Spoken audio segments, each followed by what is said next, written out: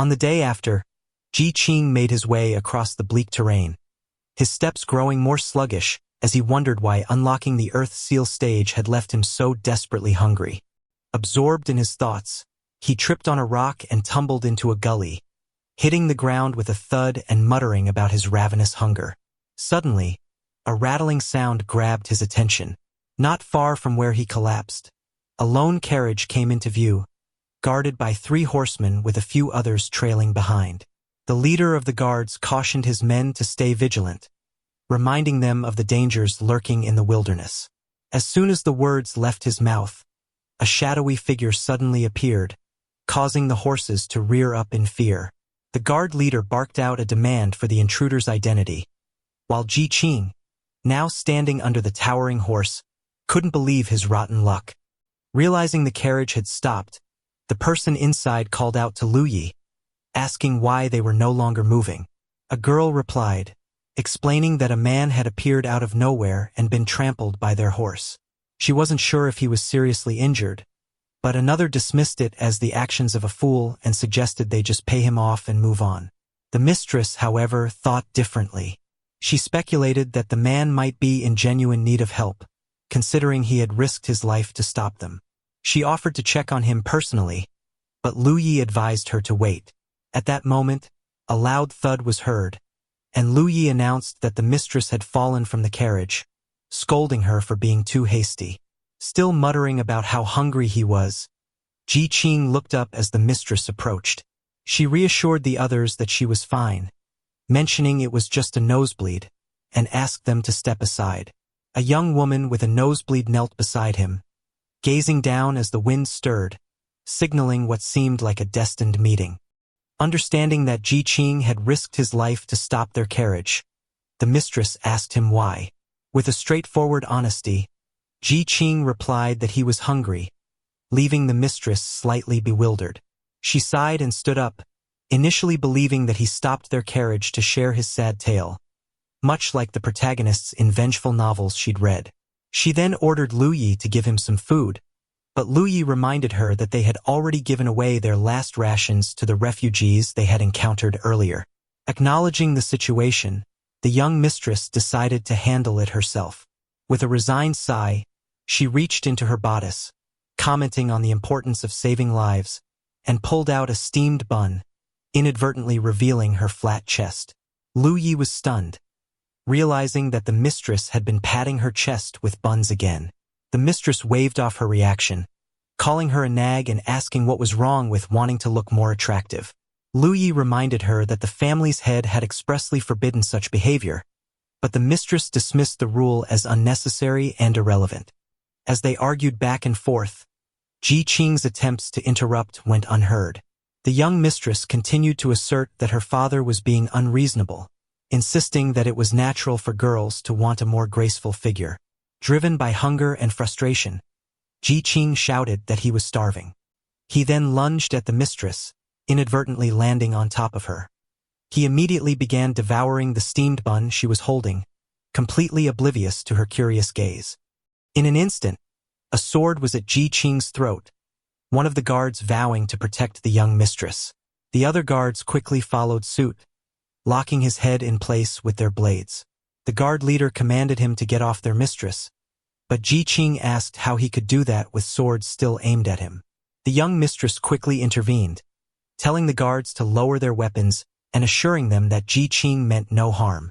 She casually noted that her old dog De Wang used to act the same way, snatching food and pouncing on people. Noticing that Ji Qing might still be hungry, she took out another bun from her chest, handed it over, and casually called him De Wang. Ji Qing realized then that she had named him after her dog. As they prepared to part ways, the young mistress casually mentioned that she only had 2 buns with her, advising Ji Qing to ration them carefully and stay safe on his journey. With a smile, she introduced herself as Shangli, playfully calling him Da Huang, and asked for his real name, completely ignoring Louis's frantic scolding for revealing her identity to a stranger. Still a bit stunned by the encounter, Ji Qing introduced himself, promising to repay her kindness if he ever got the chance. As the carriage slowly vanished into the distance, he looked down at the buns in his hand, thinking about how there were still good-hearted people, even in ancient times. He wondered if fate would let him see her again to repay her for her buns, before suddenly realizing, with a start, that he'd forgotten to ask how to get to Yong City. But 4 hours later, as he reached a crossroads, he was surprised to hear a familiar nickname being called out. Shangli, smiling in disbelief, commented on how extraordinary it was to see him again, explaining that they had to detour to a nearby county for supplies, but he'd caught up with them on foot, which she found quite impressive.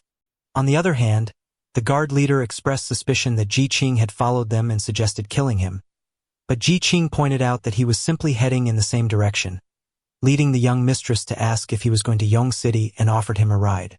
And just like that, Ji Qing was welcomed into Shang Li's entourage as they made their way to Yong City.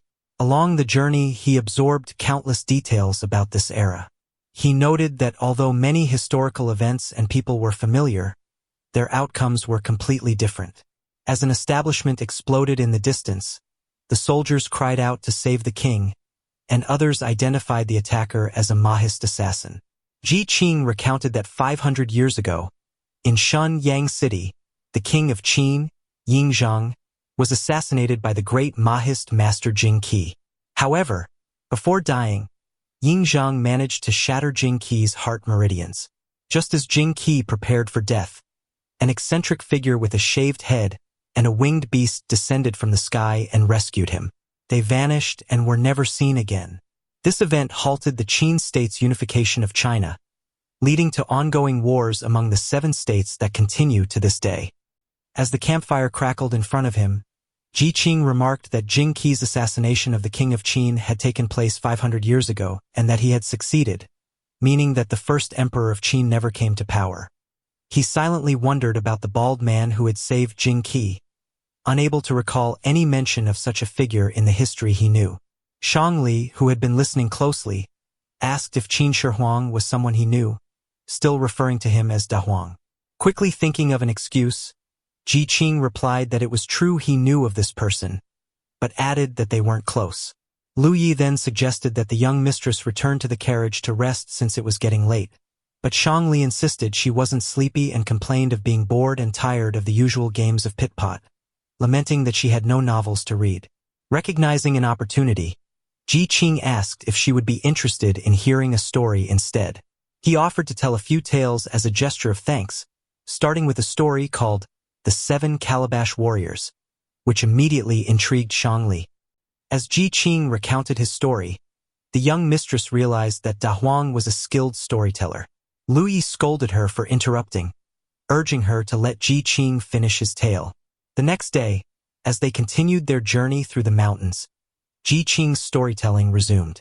He was completely absorbed in his narratives, while Shangli and Lu Yi listened attentively. After telling 10 stories in succession, Ji Qing requested a pause.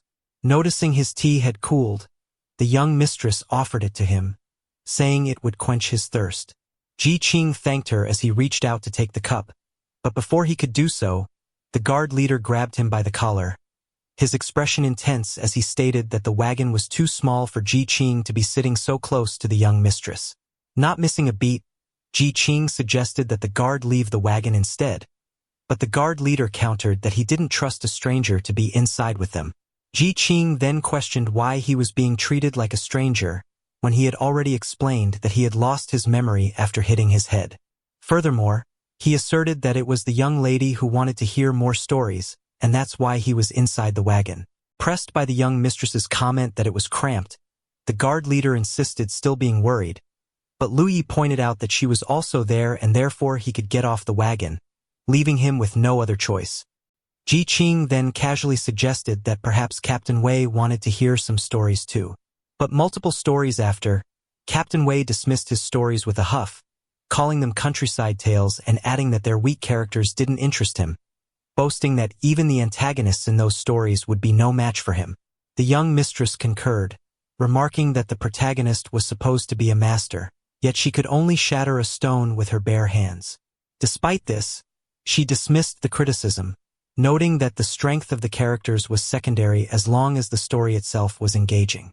Lu Yi somewhat agreed, commenting that even stories about weaklings could be quite entertaining. Ji Qing forced a smile, all the while inwardly wondering just how strong the people of this world were, considering that breaking a stone with one's bare hands was seen as weak. Despite this, Shangli requested that he continue, expressing her curiosity about Voldemort's companionship with Lin Daiyu. Tired of being called Dewang, Ji Qing finally insisted on being called by his name. But with an imploring look, Shangli asked if she really had to stop calling him Dewang, confessing that she was quite fond of the name. And with a resigned sigh, Ji Qing gave in, prompting the young mistress to celebrate and eagerly request more stories. However, their carriage came to an abrupt stop. The jolt sent the young mistress off balance, and with a small gasp, she tumbled directly onto Ji Qing. Concerned, Lu Yi swiftly asked if Shangli was all right. Shangli assured her that she was fine, then quickly inquired if Ji Qing had been hurt. He reassured her that he was fine, confidently adding that he had a strong body. He then inquired about the sudden stop, wondering if they had finally reached the city of Yong. In response, Lu Yi informed him that they hadn't arrived yet and explained that they were merely stopping at an inn to rest.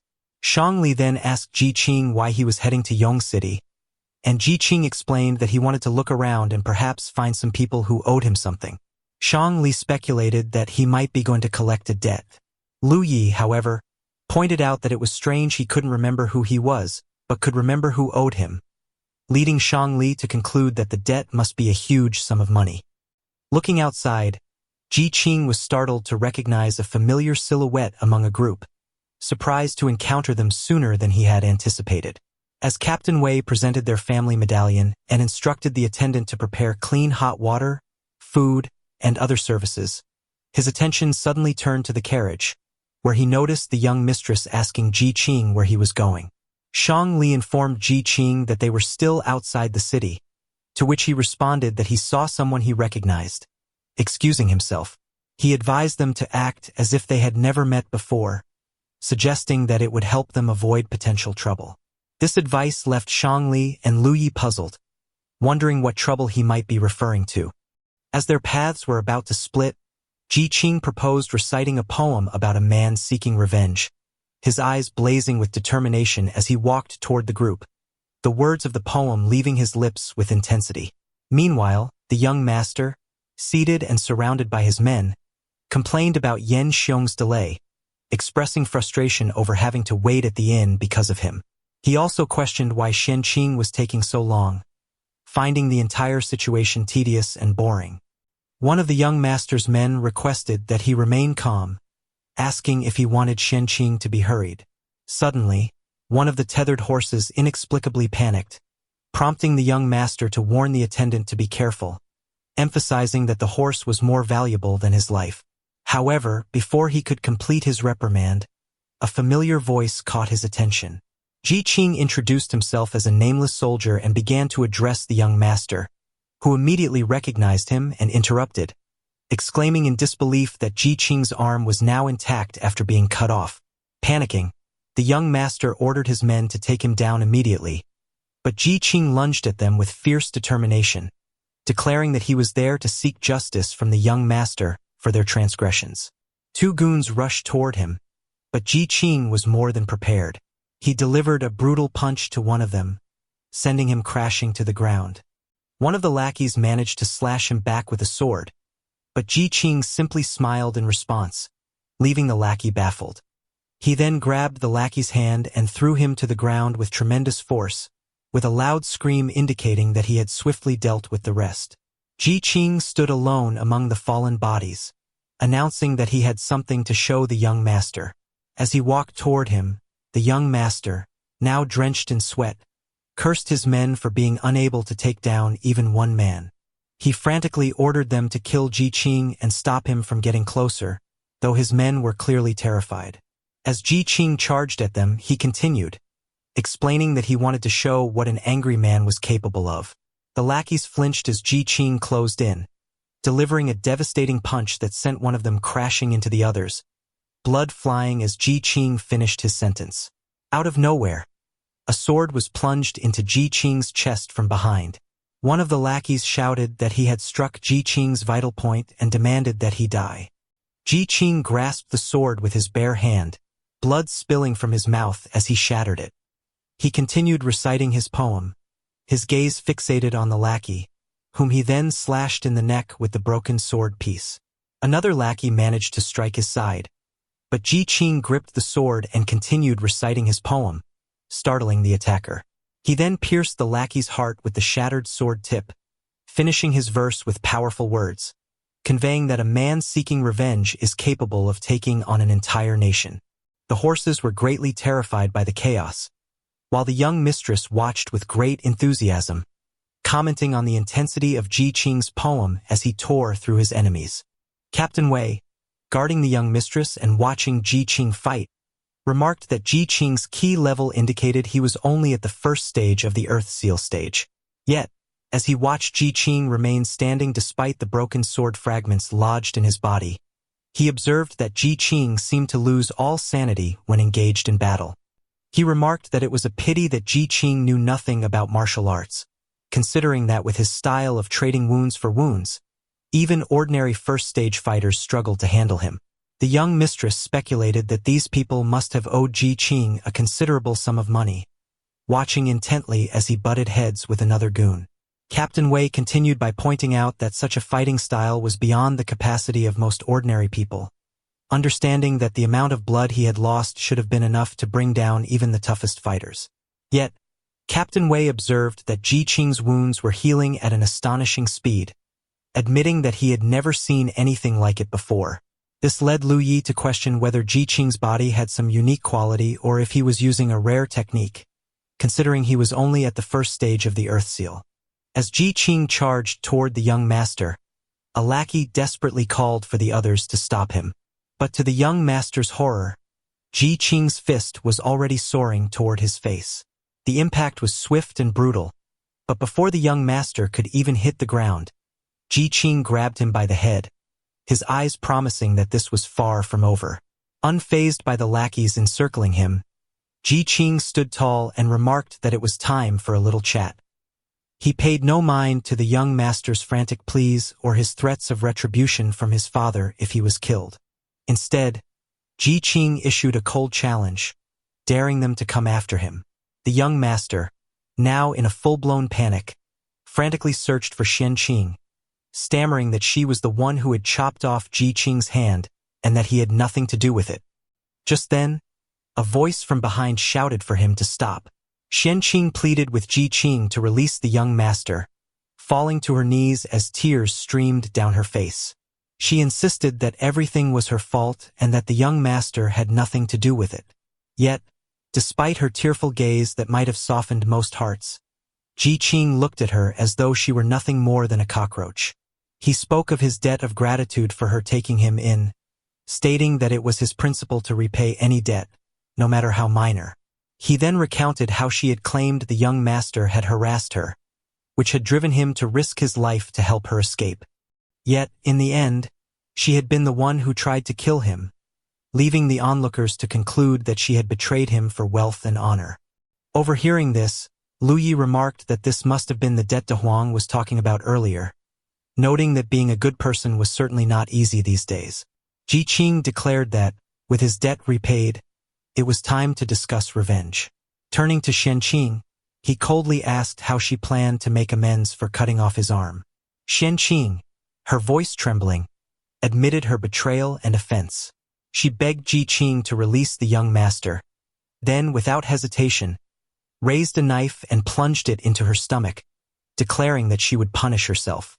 As blood seeped through her clothes and the knife clattered to the ground, Xian Qing looked up at Ji Qing with pleading eyes, asking if the sacrifice was enough to satisfy him.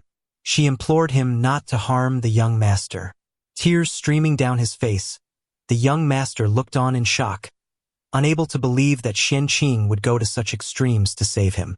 Watching her with a mixture of bitterness and disdain, Ji Qing remarked that even now, she wouldn't drop her woe-is-me act.